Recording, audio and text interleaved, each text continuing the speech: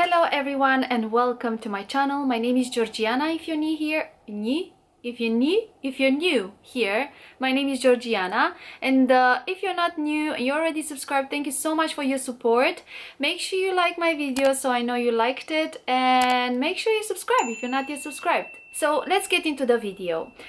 First, I'm going to say that my skin didn't always look like this. Well, it's obvious now I have makeup on because I just finished filming a video. Hopefully that will be up right now on Instagram, I mean by now, so you can check it out there if you want to see how I did this makeup look. It's a bit crazy, I know, but I just was inspired by my nails and my green color t-shirt. So as I was saying, my skin didn't always look like that, and on my channel you can see plenty of videos with me with no makeup and just bare skin. Now my only problem now is a bit of redness in my cheeks. That's the only thing, and some acne scars that are from the acne that I had back in the day when I was younger, when I was in my late 20s actually. I didn't expect that to happen then, because you think once you're past your teenagehood, especially at the beginning of it, you know, 17, 18 or 16, when it all starts to begin with the acne, you think that you're out of the woods by the end of 20s. But that's when it happened for me. In my late 20s I had big acne problem, and it just appeared out of nowhere. I am going to take you back 10 years. When I was 26, I can't believe it's been that long, 10 years, but that's when I had my acne, my really bad acne. It just appeared out of nowhere, and to this day I don't really know what caused it. The dermatologist at the time that you know, treated me for it didn't really know either, wasn't sure. It might have been an infection, it might have been maybe change in climate, because I don't know if it's a coincidence or if it's something that's related to what caused it, but I've been to Malta in 2010 for a month, and it was really hot. It was the month of July, and in Malta can be really hot. And I came back after a month, and I remember before Christmas in December, I was washing my face. Sorry for the noise, there are a lot of helicopters in my area, and I was washing my face and I felt here at the jawline a lot of bumps, little bumps. I was feeling it when I was washing my face. You know how your hands just slip on your skin with the soap, and I just felt them like that. And I was like, what is this? They were all over and little like that, all along the jawline, and I freaked out. I immediately booked a consultation with the dermatologist, and it turned out that it's cystic acne, he said. So then it developed into really nasty acne, and I don't even have photos from that time because I didn't want to have any memory of it. And I'm a bit sorry now, because you know, everything in life passes, and then you look back and yeah, you reflect on stuff, but I just didn't wanna. I don't have photos since that time. Now it would have been really useful to put some photos here so you can see how my face was. I had really big lumps underneath the skin, acne, and they were painful. They were all over my cheeks like that. I didn't have much on the forehead, I don't think. I had a little bit, maybe not here in the middle, but a bit. I'm not really sure. What I do remember a lot is having it in the cheeks. And the only treatment that was strong enough to treat that acne, that cystic acne, and I had it on the jaw like this here, and basically mostly it was on the cheeks. And the only thing that I could treat it with, the strongest thing, which still exists now, and I heard about it and I looked it up online, people still get it, especially teenagers, it's Roaccutane.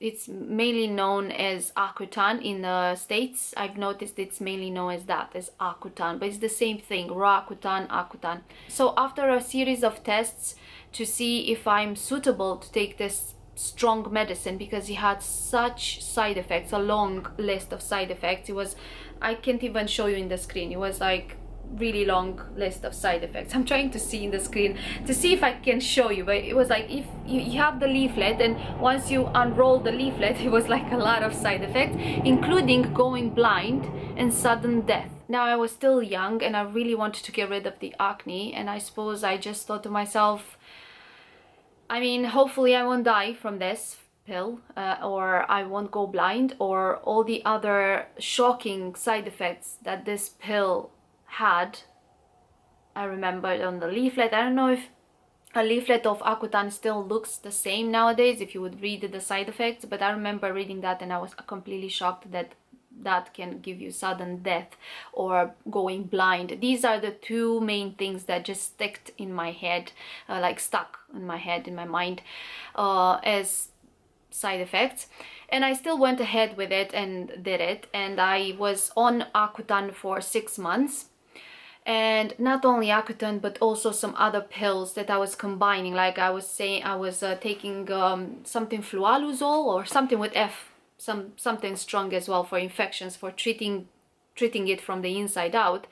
And along with this pill, as I said, with the Accutane, I was also taking other pills, about 4 or 5, and I had to kind of switch. So today I would take Accutane with one of those pills. Another day I would take another pill with Accutane or 2 other pills, and I would just, you know, interconnect them like that, the treatment. So I had loads of pills I was taking, and it went along with a strict eating like regime. I don't know how to call it in English, like a diet, not really, but you had to not eat fried stuff. I couldn't eat fried anything because oil, you know, fried stuff, because it's what you eat as well with the skin. So obviously it went hand in hand with what I was eating, and I wasn't allowed salt at all.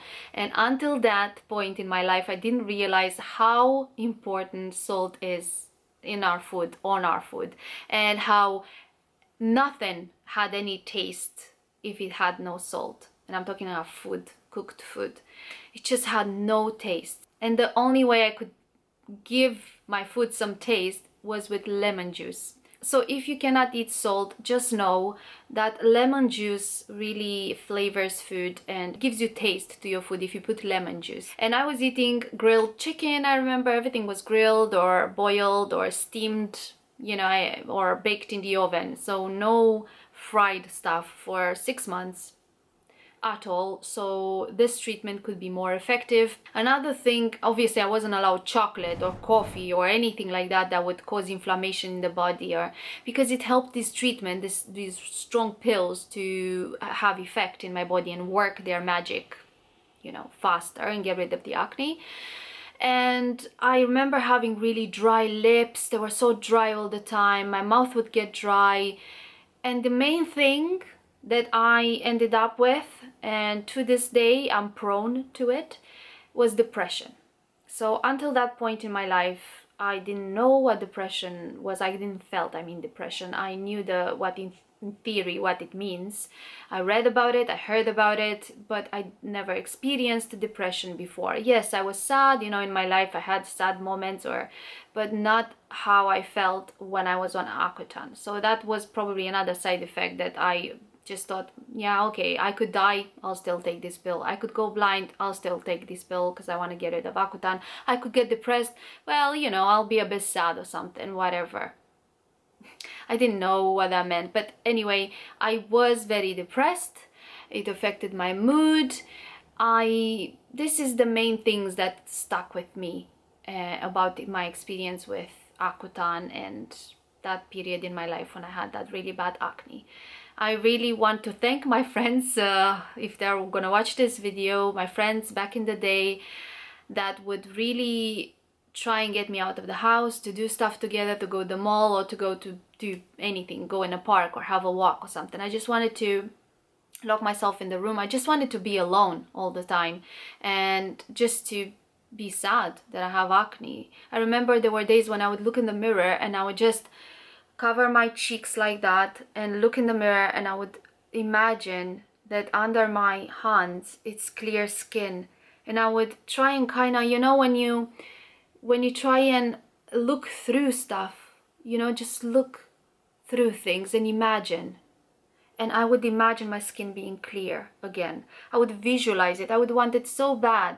And it was a period in my life where it was very hard for me.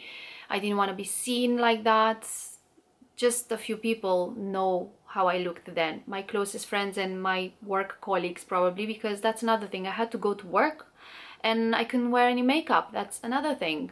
And I didn't break the rules. I was very a good student, you know. Anything that the doctor would say to me that I need to do, I would thoroughly do it. I wouldn't break any rules. I wouldn't put any foundation. I wouldn't cover it. I would just walk around like that with those big acne lumps on my skin, cystic acne that I had, and I couldn't cover it at all. So after that period in my life passed and the acne finally started to clear out, and my skin was so dry and I had to always put lip balm. I remember my lips, as I said, my lips were really like cracked. I don't know how to say in English, like they were chopped. That's the word, chopped.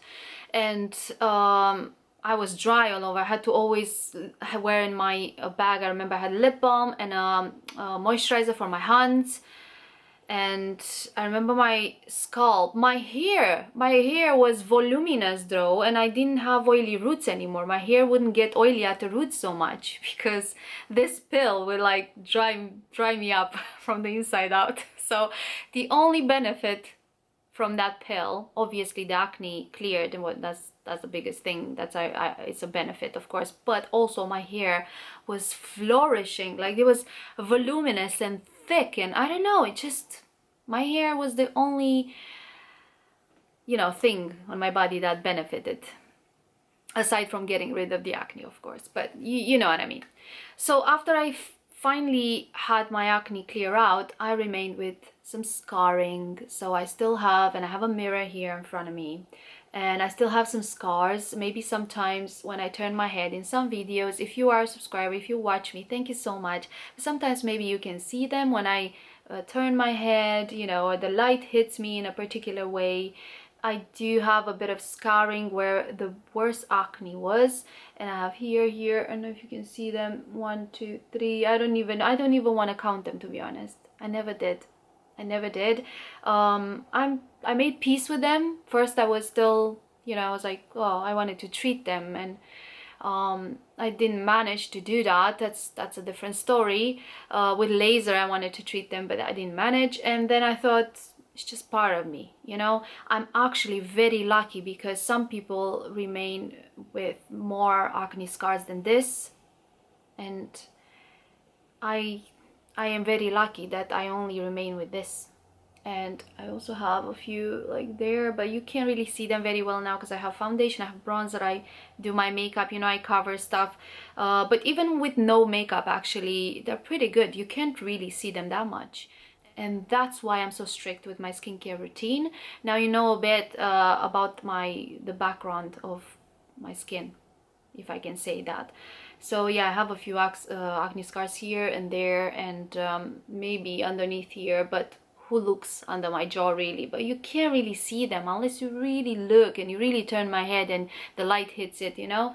Having been through that and having had really bad acne, I think there are a few essential things that is the key to healthy and clear, beautiful skin. And the first one is what we eat and our eating habits. That's the first one, and it's how much water we drink as well, to stay hydrated throughout the day, to drink enough water even though you're not thirsty. I'm not gonna go into that a lot with the water, but I'm someone that's guilty of not drinking enough water as well. I'm trying to fix that. But it's what we eat mainly. Like, it's what we eat. Ideally, we shouldn't eat any processed foods. We shouldn't eat a lot of sweets, sugar. We kind of know what are the right things to eat. It's what we used to eat before this boom happened with the processed foods. Basically, it's what you eat, it's how much water you drink, and it's how well you take care of your skin with the right products. And not only that, but it's also removing your makeup at night religiously. Even if I didn't have any makeup that day, I still remove the dirt and dust particles, or you know, the microbes and stuff accumulated throughout the day in my pores. I remove them through washing my face with face wash, even if I didn't have any makeup on. So I'm gonna take you through my skincare routine, what I do in the morning and in the evening, and what are the products that I currently use for my skin and that I actually think they work for me.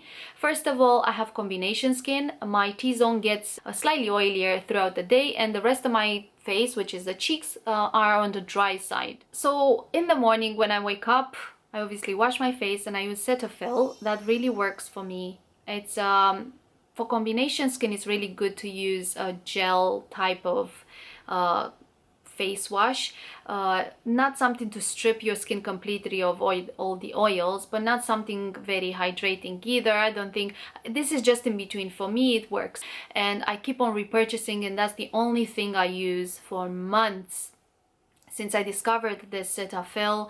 Before that I would use Roche Posay, but that was more expensive and it was really good as well. And Avène as well I used, but I felt like the Avène one stripped my skin a bit too much from my natural oils. And I use Cetaphil now. It's really good, and I recommend it if you have combination skin. They also have for dry skin and sensitive skin. I has another one that is for dry and sensitive skin. I thought I would try that too, but I just couldn't get myself to do that, to repurchase that, since I like this one so much. I'm quite loyal to a product. Once I really like it and I see it works for me, I see no point in changing it. I'm quite loyal like that, and I become very like, this is what works, this is what I'm gonna have. And then I go in with the Paula's Choice moisturizer that I really like. It doesn't have any fragrance, it says on the tube, but I find that when I put it on, it smells a bit like, and I'm sorry to say that, I mean, I'm sorry if I don't want to be like gross here on my channel, but it smells a bit like urine. Yeah, but it disappears immediately after you put it in, like it sinks in. The smell doesn't linger or anything. A friend of mine on YouTube here, she mentioned that Tracy actually is her name. I'm gonna link her channel underneath. She mentioned that products, she really looked into this, I understood, and products that don't have a fragrance into them, they can smell like that, like urine. And that's why companies put so much fragrance in products to disguise that smell. I would rather smell urine and know I don't have any more harmful agents, chemicals, things to make it just smell nice and irritate my skin. So that doesn't bother me that much. So I use that as soon as I wash my face. But wait, I also put this other thing sometimes, not every day. Sometimes I put it because I forget, that's why. But I do put that on, which is like it says exfoliant, but it doesn't really exfoliant. It just mostly calms and it really sinks in. And it says on the tube that it's supposed to make the larger pores smaller. So I put that in whenever I remember. And then I put that blue tube, I remember because I don't have it here next to me, but I'm going to show you in the image here what I'm talking about. That Paula's Choice moisturizer, which I really like, and a little blob, even though it smells like urine, a little blob goes a long way. And the smell of pee-pee doesn't linger on. Doesn't. And then I put an eye cream on, and I have a tester from Paula's Choice that I'm using at the moment. So I put that. Now I don't know if I should get the big tube or not, because I wasn't blown away by it. I mean, it's nice, it sinks in nicely, but my favorite eye cream is from Bobbi Brown, the Extra Eye Care cream, which I love so much, but it's a bit pricey, and therefore I was trying to find alternatives. But so far I haven't really found something that I like as much. It's very hydrating because my under eye area can get a bit dry, so I do prefer that. I'm going to show a picture of that. I think I'm going to get it again because so far I haven't really found a dupe for that, an alternative that's cheaper and it's just as good.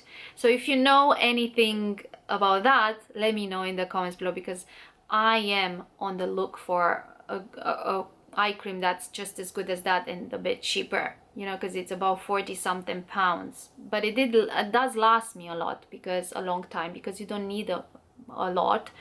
But so I do that, and then I go in with the SPF, and I use Olay SPF 30. I think it's 7-in-1 is called, anti-aging, and I put that all over. But some days I use Gruum. I have another moisturizer that I recently just got, and basically I put my makeup on and that's it with my skincare. So I have simple steps, I don't overcomplicate. I'm gonna talk about that in a second, but first I'm gonna say what I do at night as well. So at night, even though I had makeup or not, throughout the day, I still wash my face, put moisturizer. But let me talk you through what I do to remove the makeup at night. So first I remove my eye makeup using Garnier. This is the one that I really like and I repurchased, but at the moment I had something from Clinique and I use that too sometimes, so it depends on my mood. But yeah, I remove my eye makeup first.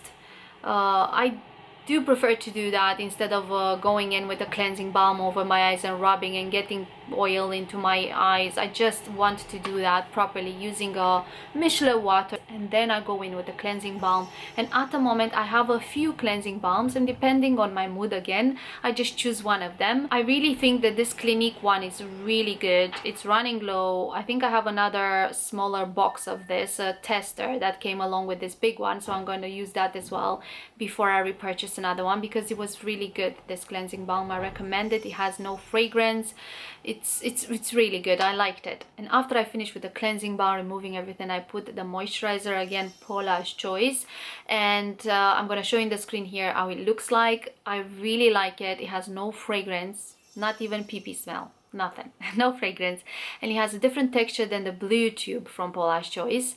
It's very hydrating. I really like it. Enjoy that one, and I'm gonna definitely get it again because it's cheaper than other moisturizers that moisturizers I usually used to go for, from Bobbi Brown. I do prefer the Bobbi Brown ones. I really like them, but they are pricey.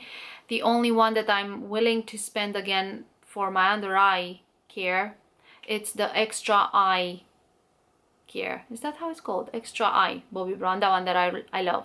That's the only one I would continue getting, because I just can't find anything as good as that. Not that I tried everything on this earth, but yeah, if you know anything about that, please let me know. As you can see, I'm desperate to find a dupe or an alternative. I did look online as well. It didn't convince me. I didn't find yet something, so let me know. After the moisturizer, I put some eye cream. If I have the Bobbi Brown Extra Eye Care, is that how it's called? I don't know. I put that. If I don't, which I don't at the moment because it ran out, I put the Paula's Choice tester that I have at the moment. But I really do apply eye cream. It's a must. So that's what I do at night. As you can see, it's very simple and it's a few steps just. Now in the past, about a few months ago, a couple of months ago or so, I would use other things as well, like Biologique Recherche, which I have a video about that. I still have a bit left from that, which is the P50W lotion. But I don't know, I use it very rarely, maybe once every few weeks. I even forgot to use it lately. I kept it simple. I was quite tired at night lately, but I keep it really simple. And you know what, that's what I wanted to say from earlier on. Since I keep it more simple, my skin is more calm. It's not as red, it's not as inflamed.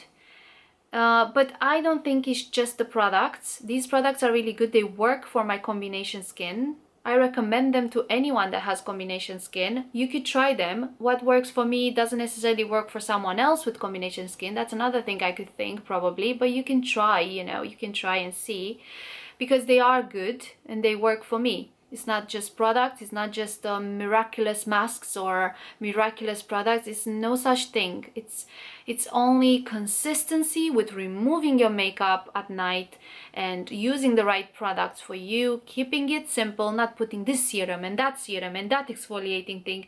Just see what works for your skin. Don't just try and simplify it, because it's a trend nowadays. I don't know if it still is. I don't really watch that much skincare videos, to be honest. I haven't had time lately, but people like to do a lot of steps with their skincare routine. I noticed beauty gurus or on Instagram or stuff, you see putting that serum and the other serum and this exfoliating and doing that and the other.